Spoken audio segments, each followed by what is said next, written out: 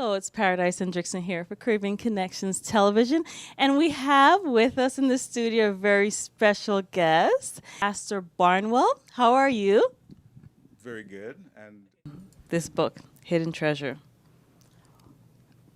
Reading this, yeah. do we get all our questions answered about life, about the purpose of life, about our spirituality,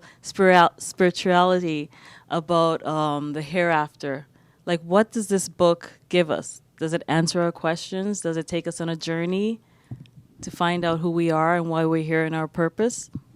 Well, this book is written specifically to help people like myself who grew up as Christians, who quite possibly have entertained the kind of questions that I myself entertain, and questions for which I later found answers. You actually found answers for them. Absolutely, I found a lot of answers to my quest.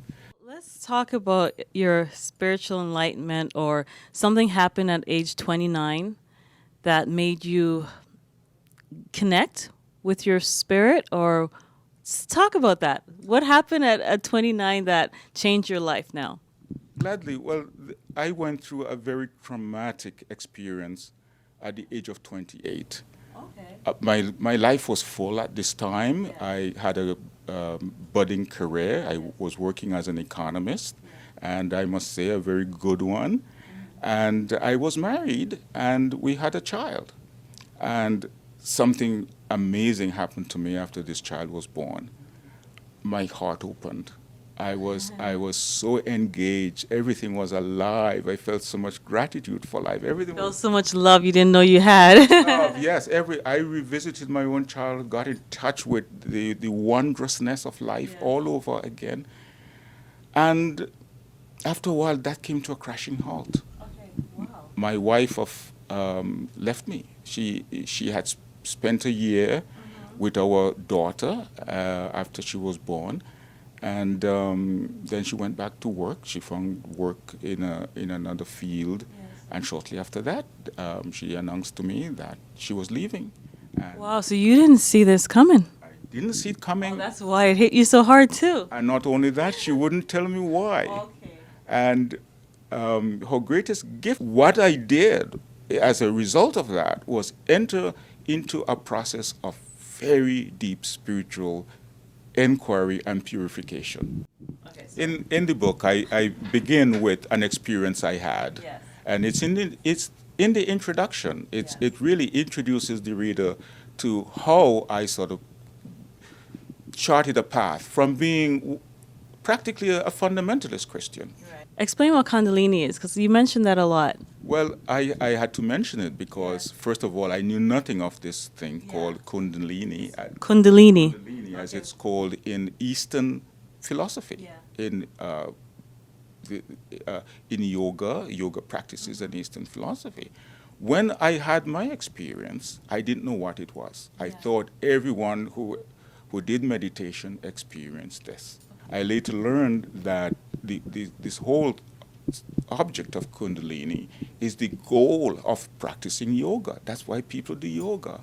If someone wants to reach this spiritual enlightenment, Kundalini, can anyone reach there, or do they have to go through some drastic experience in their life to get there? I'm going to say something which is unusual. Yes. I will not wish Kundalini on anyone. Oh my gosh. Why? So it's Why- not a positive? Why? It is a positive. It's a life-changing event. Yes.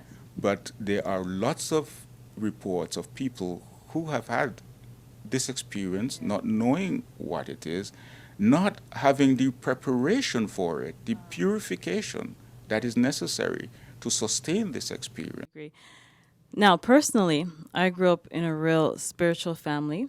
My grandfather's an archbishop. So, and we have generations of spiritual people, like people who have the gift to see, they call it sixth sense or the third eye.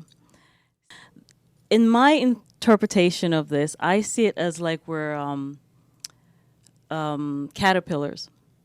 You see the caterpillar on the tree, right? he's on the leaf and he doesn't know that there's more to the world, right? Until he turns into a butterfly. And then as a butterfly, he can explore more around him. That's how I see it. I see us on Earth as humans as a caterpillar, and when we die, we can see the rest of whatever we can't see as caterpillars. What do you think about that? Paradise, that's really wonderful. I even use this image in the book Okay. because, if we were to interview a caterpillar, Yeah.